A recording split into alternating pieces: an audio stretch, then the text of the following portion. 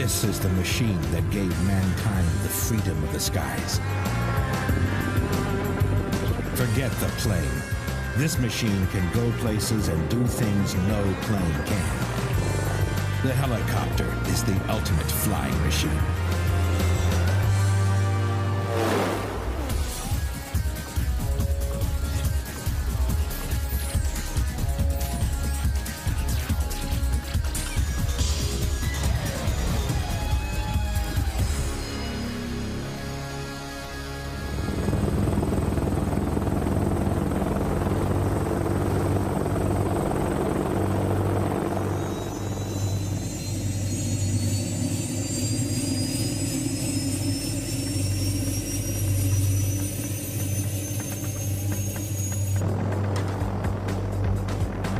The Lynx, the fastest helicopter in the world. In 1988, the Lynx tore up the record books. Over 2 10-mile runs, it clocked an incredible speed of 249 miles per hour. It can fly sideways and backwards at 60 miles per hour, and even upside down.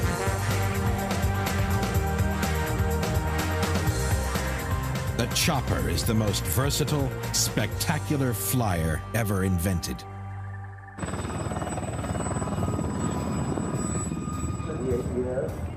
The Blue Eagles is the aerobatic display team of the British Army. A hand-picked group of top pilots demonstrate the amazing capabilities of their helicopters in stunning synchronized displays, designed to push both man and machine close to their limits. The team leader coordinates all 5 choppers in each precision maneuver.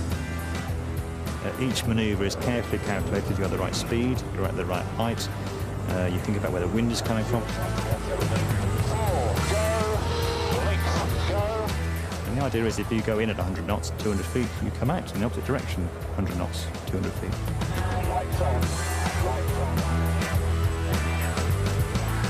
You're not even really thinking about what your hands and feet are doing, it's coming naturally. You're spending most of the time looking outside the cockpit, making sure that you're in the right place in the rest of the display.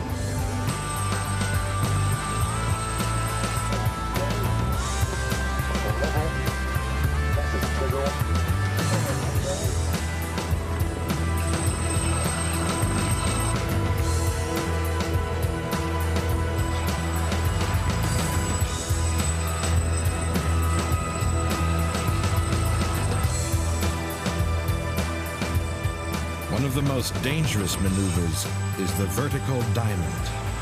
Vertical diamond. The Lynx which passes underneath me is going straight through my downwash. So he gets a bit of a bump as he goes through. Having a Lynx bearing down on you at 120 miles an hour, and just before it goes through, you sort of ask yourself that question, I wonder if it's going to go through. Total waste of time. Too late by then anyway. There we go.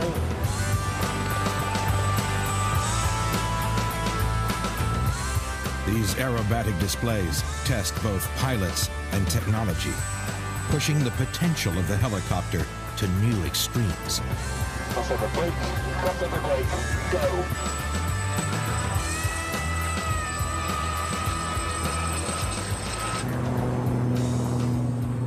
The Lynx is the star of the show.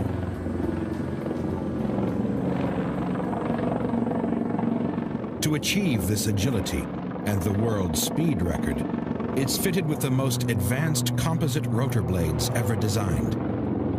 One of the biggest problems of rotary flight is the turbulence produced at the tip of each rotor blade. The tips rotate at 500 miles per hour. This, combined with the high forward speed of the helicopter, can generate violent flexing of conventional rotor blades. To reduce the turbulence, the manufacturers developed an entirely new design. Molded from composite materials, the swept-back tip works like the delta wing shape of a supersonic jet. The performance of the rotor blades at high speed is dramatically improved. Using composite materials, engineers are now able to create increasingly sophisticated rotor blade designs and continue to push the limits for these extraordinary flying machines.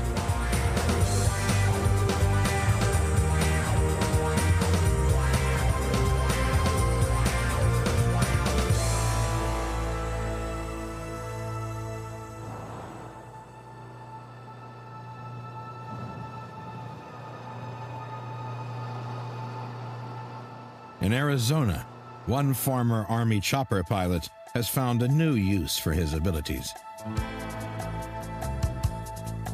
Harry Robertson is a rancher and helicopter safety expert. He now uses his precision flying skills on his cattle ranch. Aircraft have been my life, and I've been fascinated and intrigued by all of them.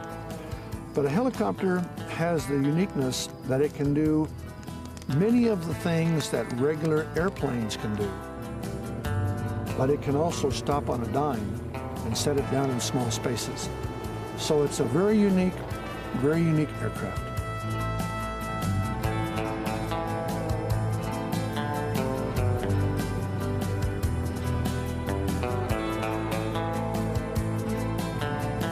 We have about 200 miles of fence on the ranch. We have to have an awareness of its condition. We have to know where the cattle are all the time. And if I didn't use the helicopter and I used just an individual on a horse, it could take him days to do that. But in the helicopter, in just a matter of minutes, I can locate the herds.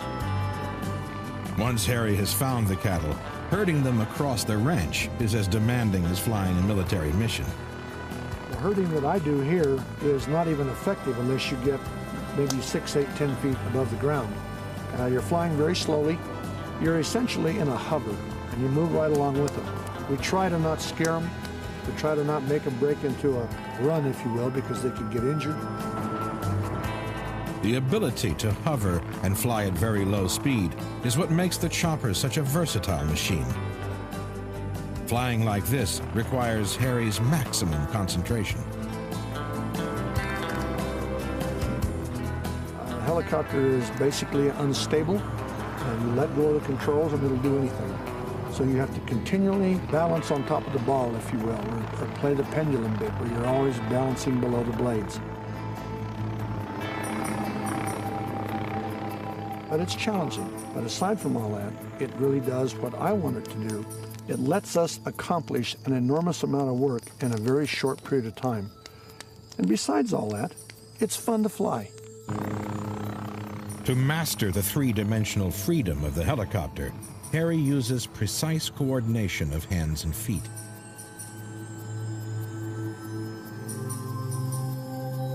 His left hand operates the collective lever, which controls lift. Raise it and the aircraft rises. His right hand works the cyclic control. Similar to the joystick on a plane, it controls movement forwards, backwards, and sideways. Be very careful backing it up that we don't stick our stinger or the tail rotor in the ground. His feet operate the tail rotor, which spins the helicopter round in either direction. Harry must work all three controls simultaneously to fly the aircraft safely. The collective and the cyclic controls change the position and the angle of the rotor blades. The complex mechanisms they control at the center of the blades allow the helicopter to hover or fly in any direction. It is a masterpiece of modern engineering.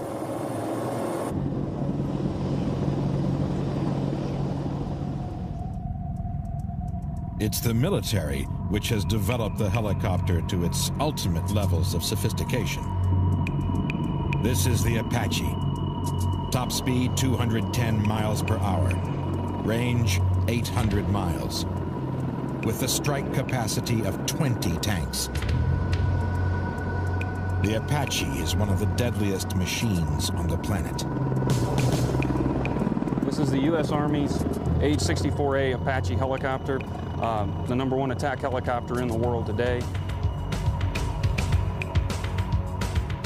Standard layout, long, narrow fuselage, pilot, co-pilot, tandem, wings to carry wing stores, and then some type of either machine gun or automatic cannon under the nose of the aircraft. The Apache is packed with some of the most lethal weaponry ever invented. Its single purpose, seek and destroy. The Hellfire missile can destroy any known armored target out there up to a range of 8 kilometers. Designated, guided by laser, the gunner puts a laser spot onto a target. The missile seeker sees that laser spot, and wherever that laser spot is, when the missile's fired, that's where the missile's going to go.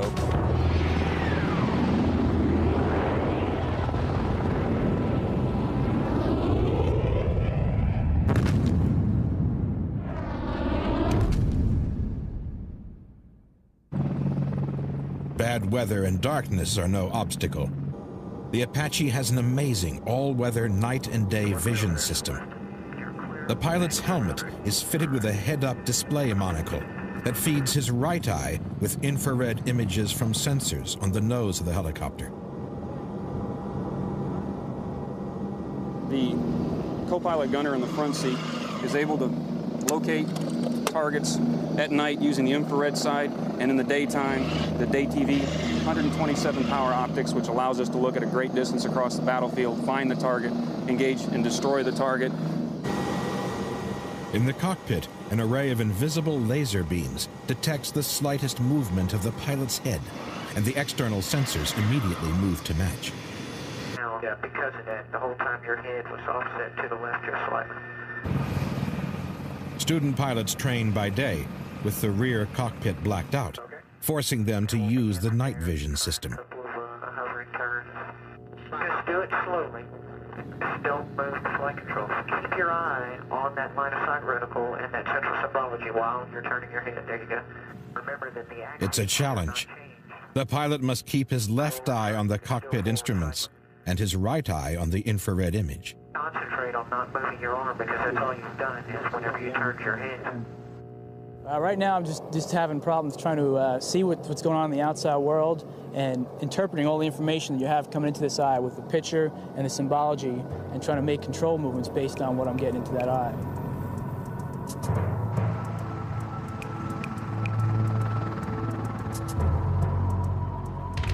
Over the next 12 weeks, the new pilots will learn to tame the raw power and abilities of the Apache.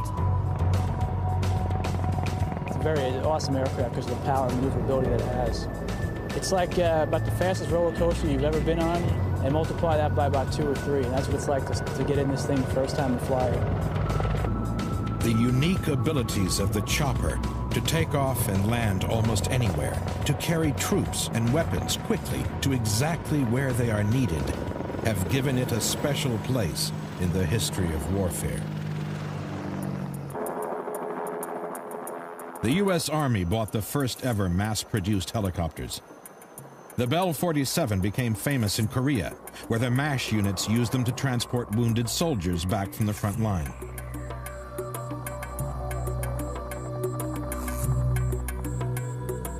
In Vietnam, the chopper came of age. The Bell Huey, a troop transporter and gunship, remains the lasting image of the jungle war.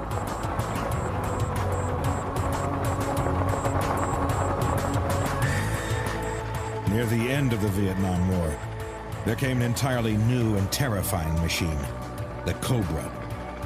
Ultra-streamlined, super-fast, and armed to the teeth, the Cobra was the first of a new generation of choppers designed exclusively for an attack role. Helicopters have become the deadliest weapons in any Army's strike force.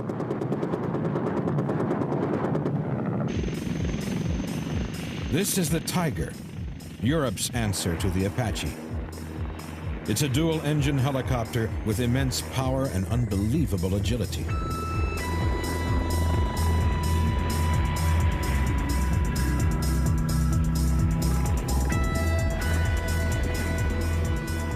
Choppers like the Tiger and the Lynx are designed to have such great speed and power for one simple reason: survival. In the technological warfare of the modern battlefield, avoiding detection is the #1 priority. To survive on the modern battlefield, you have to keep yourself out of radar detection. And to do that, you have to fly low to the ground, in and around obstacles.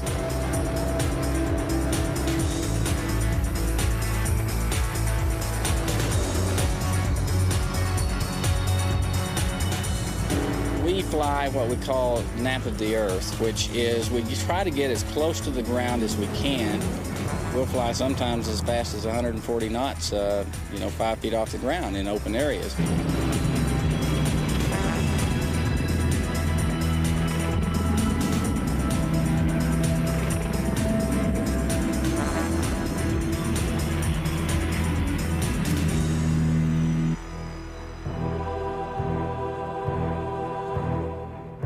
Nap of the earth flying allows attack helicopters to literally sneak up on the enemy. At this low height, there is no margin for error.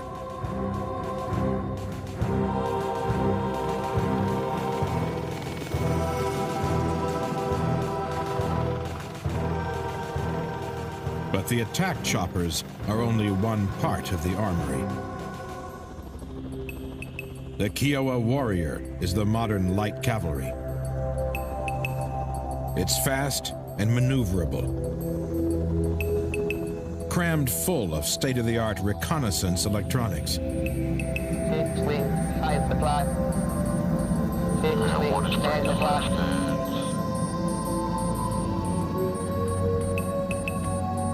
It's designed around a unique mast-mounted vision system. This helicopter is the eyes and ears of the Army. This is the mast-mounted sight, ET we call it, because it looks kind of like a face. Television is here, infrared is here. It has a left and right range of motion, 190 degrees. This vision system's power and precision allow the Kiowas to track the enemy stealthily from long range.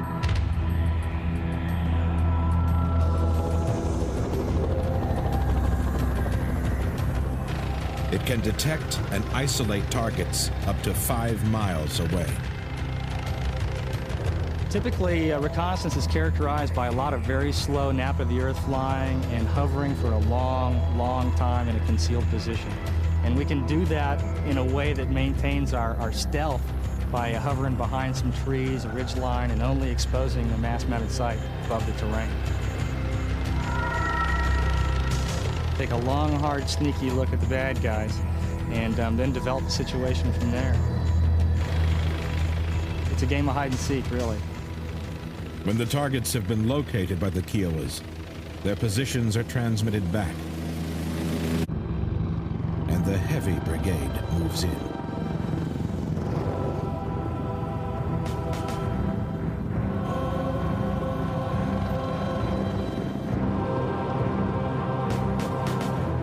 The Apaches stealthily take up their positions, hunters stalking their unsuspecting prey.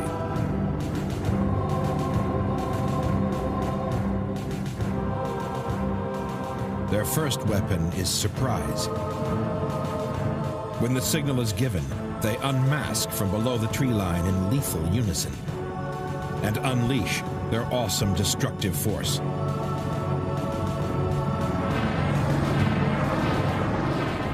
Within seconds, a fully armed Apache can destroy up to 16 tanks at a range of 5 miles.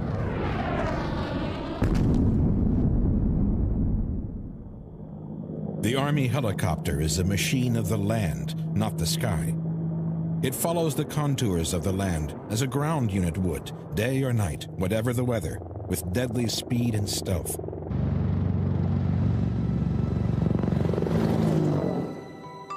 The idea of the rotating wing was developed thousands of years ago in ancient China. The Chinese top is a simple hand-powered toy, the first helicopter. But engines that were powerful enough for manned rotary flight only emerged in the early 20th century. Even then, engine power alone was not enough.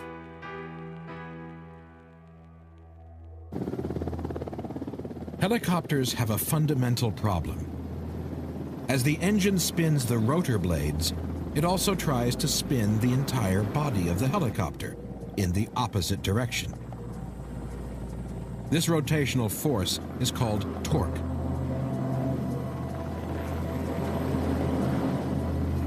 Most modern helicopters use a small tail rotor to counter this effect, to push in the opposite direction of the torque.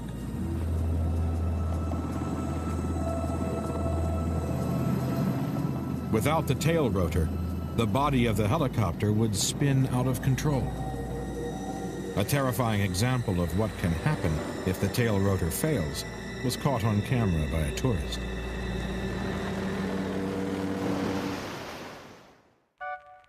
But the world's first practical helicopter countered the torque problem in a totally different way. The Focke-Wulf 61 had two main rotors turning in opposite directions. The torque from each one canceled the other out.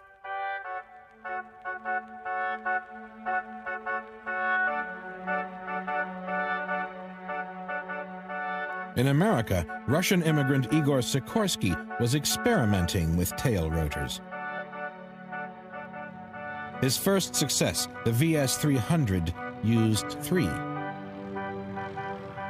Sikorsky was the first to develop the modern lever and stick control system for a single main rotor. And 3 years later, in 1942, he finally perfected a single tail rotor design, creating the classic helicopter configuration of today. He launched a huge publicity campaign throughout America, promoting the helicopter as the family car of the future. The missus strolls out to get the groceries out of the luggage basket. Watch this. Here is one of the most dramatic examples of the helicopter's ability to operate in restricted space. But Sikorsky had competition. His greatest rival, Arthur Young, was still flying models.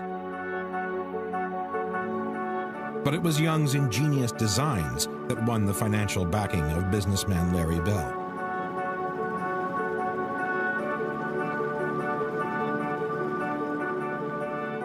In the late 40s, Bell Helicopter found commercial success with the Bell 47. With its famous bubble cockpit, it became extremely popular. Over 10,000 were built. Other designers started looking for a way into this new industry. One clever new approach was the Syncropter. It had two main rotors, slightly offset and synchronized so they could intermesh.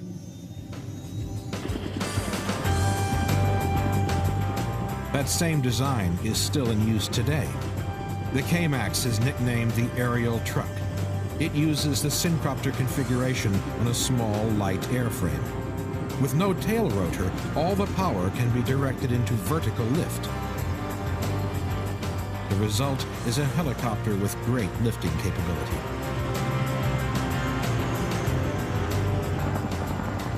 By far the most popular alternative to the tail rotor is the tandem configuration, two main rotors at front and back of a long fuselage. The most famous example is the Chinook. It's the world's most efficient heavy lifter, capable of carrying over twice its own weight. In just a few decades, helicopters have evolved into an incredible diversity of useful machines.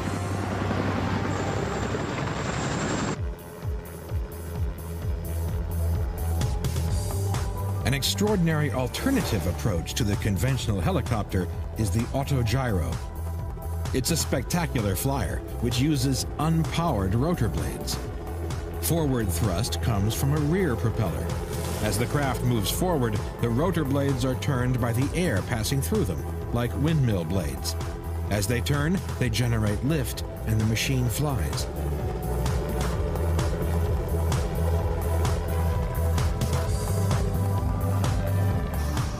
An autogyro needs forward speed to keep the rotors turning and stay in the air.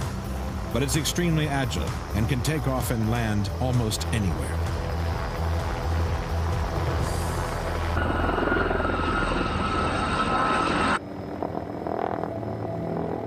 The principle behind the autogyro is a key safety feature on all true helicopters. As long as the rotor blades keep turning, a helicopter can glide safely to the ground, even if it loses power.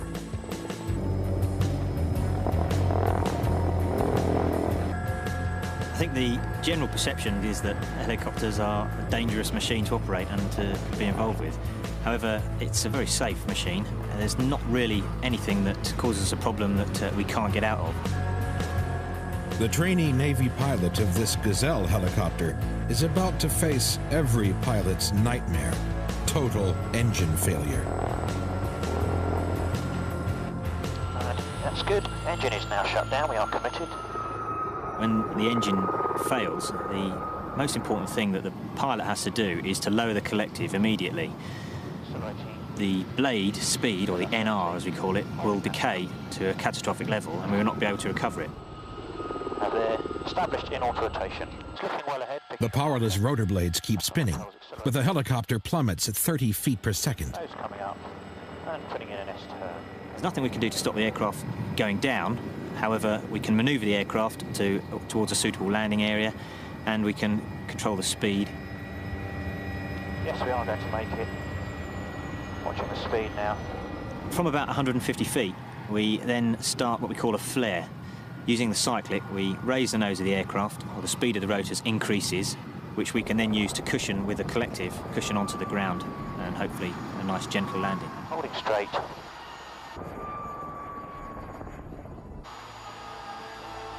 And there we go, lever fully down, controls are central.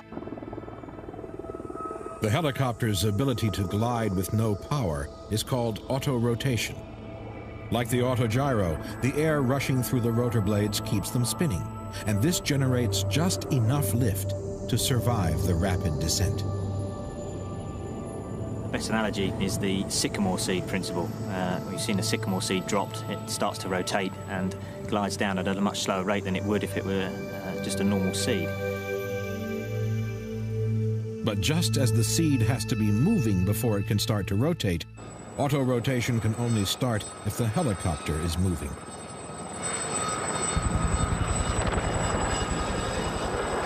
To be able to make a safe auto-rotation landing, this helicopter either needs to be at least 100 feet up or flying at a minimum of 30 knots. Pilots chillingly refer to these minimum heights and speeds as the dead man's curve. Fly below these limits, and an emergency landing becomes impossible.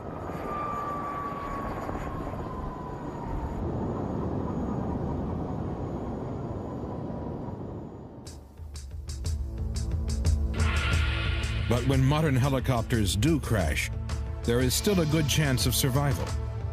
In the 60s, engineers began intensive research into new technologies that might help passengers and pilots survive.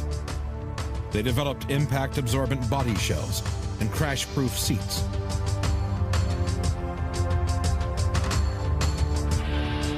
And to reduce the risk of fire, they developed rubber fuel tanks designed to self-seal if they ruptured.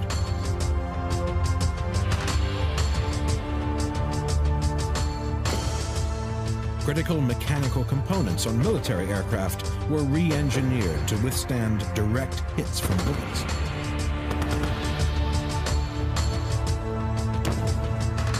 Manufacturers even experimented with ejection seats. Pilots couldn't be ejected through turning rotor blades, so explosive bolts were fired to release each blade.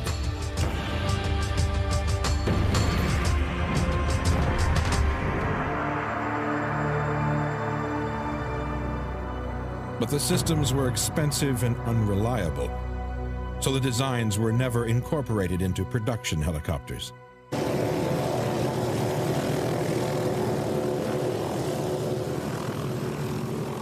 Los Angeles, 1 a.m.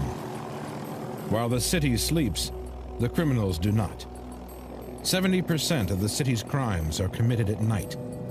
The police chopper is a vital weapon in the fight against crime. It's the eye in the sky, providing vital backup for the officers on the street. We send out one-man police cars at night, knowing that the helicopter's above them, we can literally lower the helicopter down to within 50 feet. So the officer knows that he has a backup there no matter what the circumstances are. To penetrate the darkness below them, the chopper uses a powerful spotlight. They call it the artificial sun. With light equivalent to 1 million domestic light bulbs, from 800 feet up, it can flood areas as large as a whole block. These choppers are also fitted with infrared systems. They detect heat, whether a human body, a running engine, or the family pet.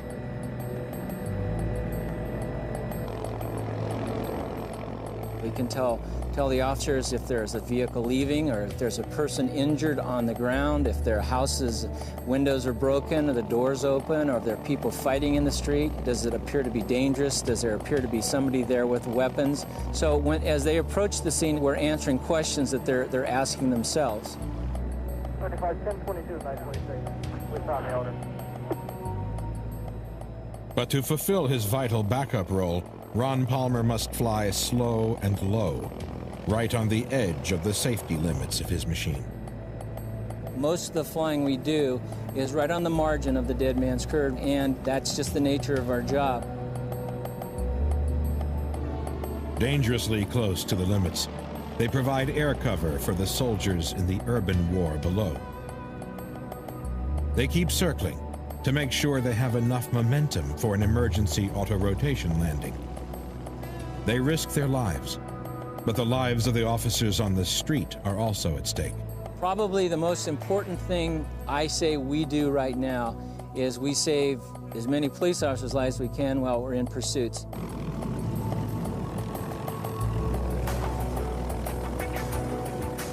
By day, the chopper is the fastest way to travel across the increasingly congested streets of major cities. More than 50 police choppers patrol the skies over the Los Angeles area. 826, the traffic is just by you to your left, 7 o'clock. The megalopolis is approximately 13 to 15 million people living in a very small area. Congestion is probably our biggest problem here, driving on the streets.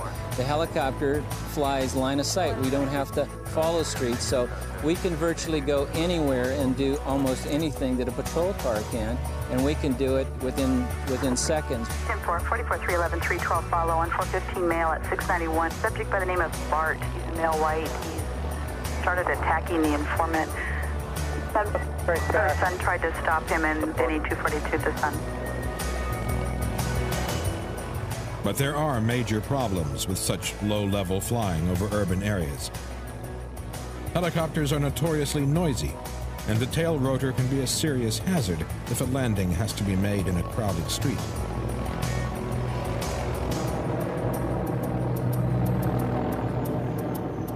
So the police here are trying out a new design. This is a NOTAR helicopter, short for no tail rotor. Instead, it uses a powerful internal fan, which drives air down through the tail boom to counteract the torque effect without using exposed rotor blades. This area of the tail boom is where the fan is placed. The fan sucks in air through the vent up there, forcing air down through the tail boom. There are these grooves in the tail boom which help the anti-torque, which is what the tail boom is for. The air is then forced down through the tail section here and is allowed to exhaust out the back here. This is just clean ambient air that comes out here. It's very safe. You can put your hand or face up here. As this rotates, it forces the helicopter to turn, which the propellers on other helicopters would be doing. The helicopter changes direction by rotating the tail nozzle opening, which Ron controls with the pedals, just like a conventional chopper. With no rotating blades at the rear of the helicopter, it's much safer to land in urban areas and much quieter.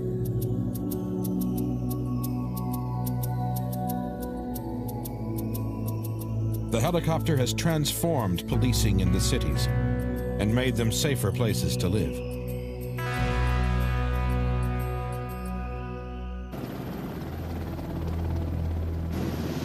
The helicopter is the only type of aircraft that has saved more lives than it has lost, and most of those lives have been saved at sea.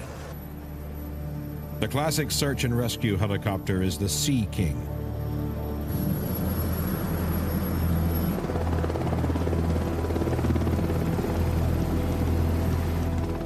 In an emergency, it is capable of floating on the water. The aircraft is designed to work up to a maximum range of approximately 200 miles, and that depends primarily on the weather conditions, specifically the wind.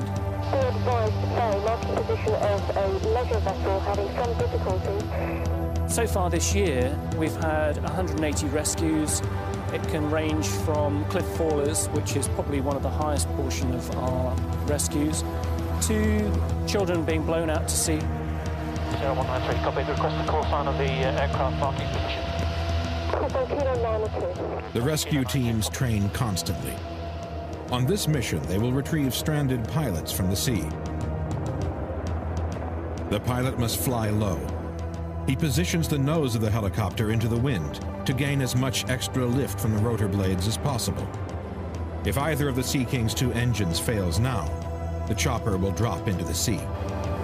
We try and maintain a power margin for safety reasons. There are occasions, however, when you have to forego the luxury of a safety margin in order to effect the rescue quickly.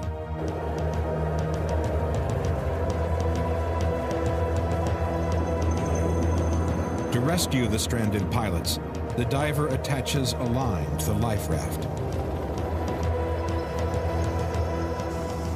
He steadies the line from below as the survivors are winched up.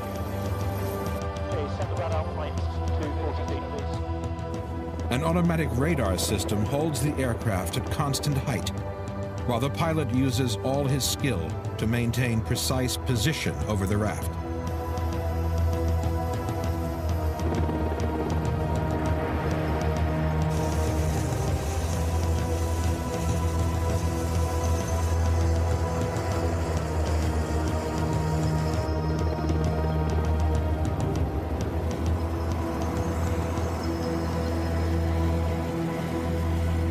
The rescue teams constantly put their own lives at risk to save others.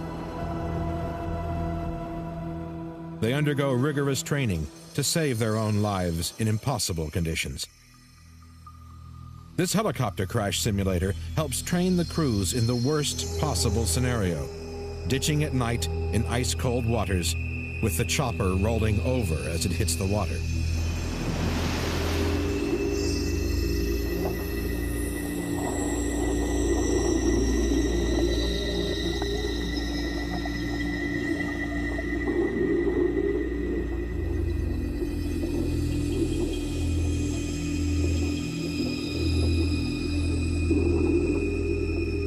In a real crash, the disoriented crew would have just seconds to escape alive.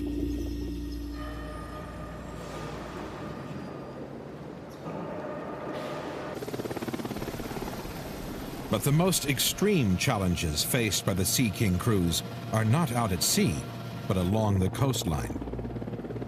Every year, hundreds of people become stranded on the high, jagged cliffs of the English coast. The crew begins each rescue with a careful survey of the cliffs around the victim. A cliff walker is stranded out of sight on the rocks below. This is a dangerous situation for the helicopter. The crew's first responsibility is to plan an escape route in case of engine failure. Land on top of the field? Yeah, we will do. We'll just move forward down if you're happy. Right, okay. Okay, our flyaway option is on the nose, directly to the field on top. Okay. We'll walk this side of those rocks, straight down to there. Right. Next, the winch operator plans the route down. The diver and myself will have a chat. We'll talk about which route he's going to take down the cliff to get to the casualty, and then how we're going to recover the casualty.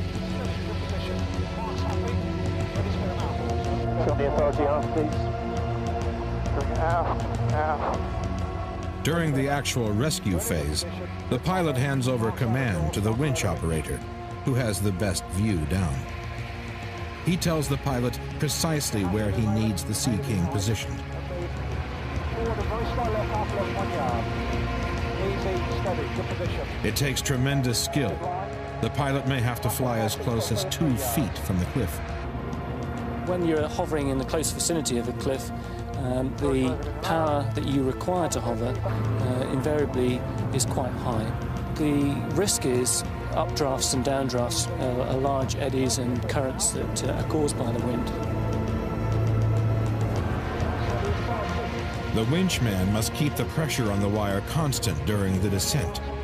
With 200 feet of wire played out, 1 inch of movement at the top could equate to 10 or 12 feet of movement at the bottom, which could swing the rescuer into the cliff face.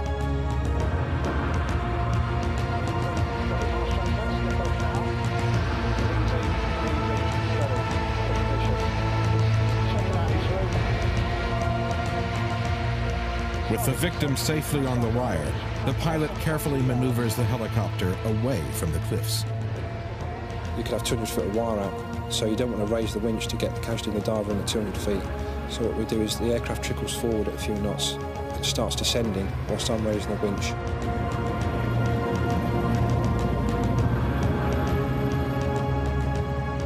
And then we can keep them about 10 to 15 feet above the sea as the aircraft comes down to meet them. And we'll recover them into the aircraft about 30 feet.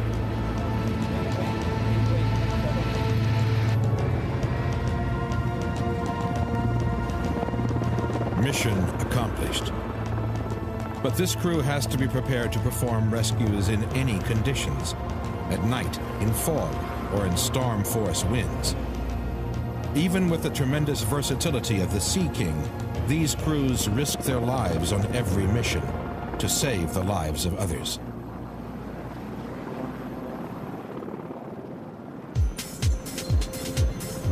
The military helicopters of tomorrow will be faster and more deadly than anything that has gone before. This Sikorsky S-76 troop carrier is fitted with a special new fantail design. The fantail has achieved spectacular results in speed and agility tests, including a sideways speed of 70 miles per hour. The new fantail is just one part of a totally new breed of chopper. Meet Comanche, the world's first stealthy helicopter. This is the shape of things to come. Its composite body shell is almost totally non-reflective to radar, light, and infrared. Despite its size, its radar signature is no greater than that of a large bird. Everything is internal, including retractable weapons. The Comanche is still being tested. A totally new military helicopter like this takes decades to develop. But its potential is enormous, and it already has its own squadron of pilots training on simulators to explore its unique capabilities. In virtual war games, Comanche can get 3 times closer to the action undetected than any existing helicopter.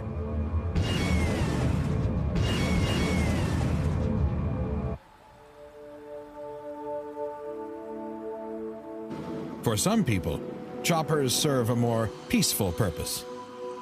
For them, helicopters offer an astonishing opportunity to see their world as never before. In Arizona every year, thousands of people enjoy the flight of a lifetime over the greatest view on Earth. Before climbing aboard, every passenger is weighed. The computer works out a seating plan, so that the helicopter's center of gravity will be directly below the rotor head for a safe, smooth ride.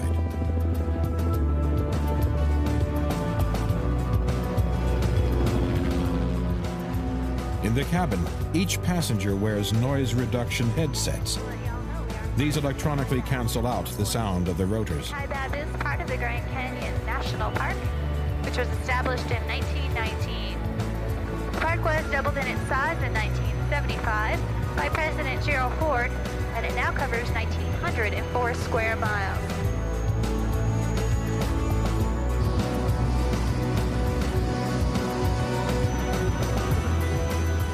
Even for the pilot, The wonder of the trip over the Grand Canyon never grows stale. People are really excited about the canyon, and the scenery in the canyon's beautiful. When I break the rim, I've had people cry, and a couple of people propose marriage to each other, a couple celebrating a 50th wedding anniversary, and one woman spread her brother's ashes over the canyon.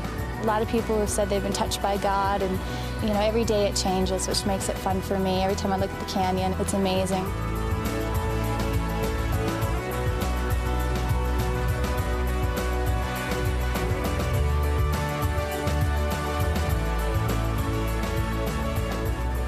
Dark-looking rock that runs all along the inner gorge. That's the Vishnu Schist, which is some of the oldest exposed rock on the planet Earth.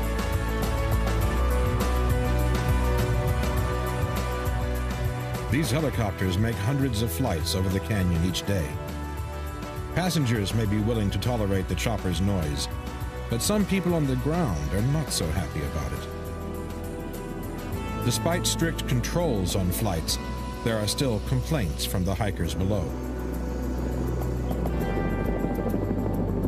The government is trying to stop the flights over the canyon right now, which I think is a tragedy. There's so many people that can't hike the canyon, either disabled or elderly, that can't get into the canyon and see what they can see from the helicopter.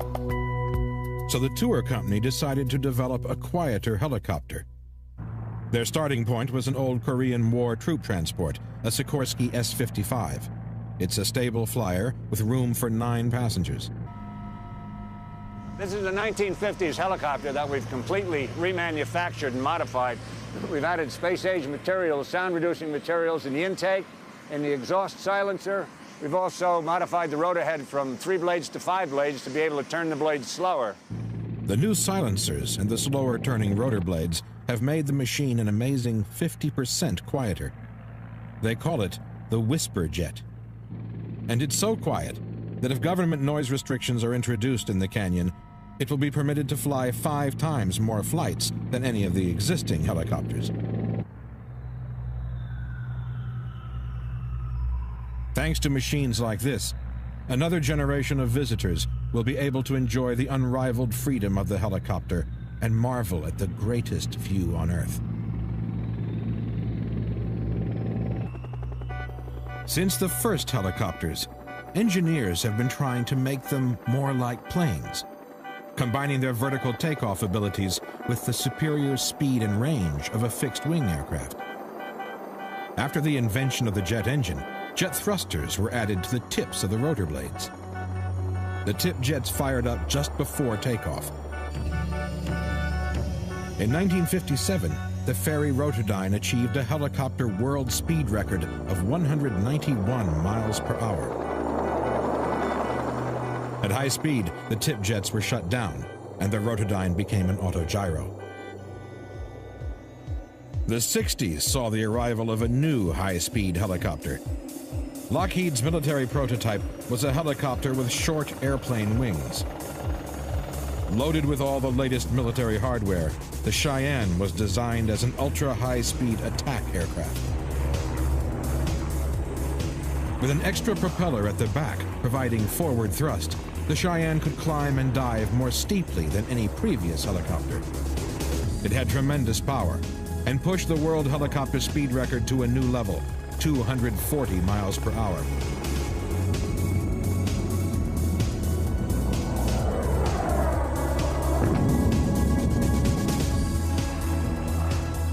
Unfortunately, a series of crashes put an end to the Cheyenne development program. The future of part plane, part chopper hybrids lay in a different direction. Instead of trying to turn choppers into planes, designers realized that they should turn airplanes into choppers. For takeoff and landing, this Bell tilt wing rotated its entire wing. This complex machine soon evolved into the tilt rotor, a simpler design where just the engines and propellers were rotated. The first tilt rotor to go into commercial production was the V-22 Osprey. It's used today by the Navy as a medium-range transport aircraft. The Osprey uses an innovative new rotor design short enough to fold back inside the wingspan of the aircraft. The Osprey takes off like a helicopter, and then as the aircraft gains speed, the rotors gradually tilt into a normal airplane position.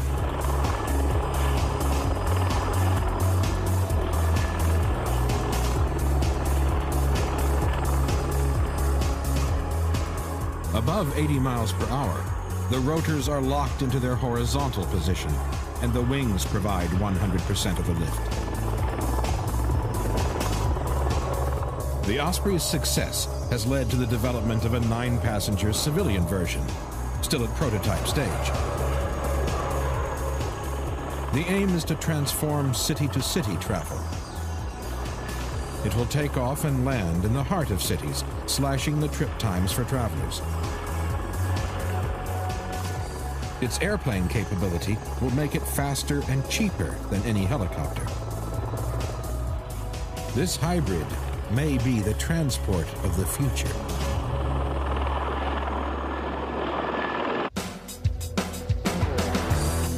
But for the present, the chopper remains the lord of the skies.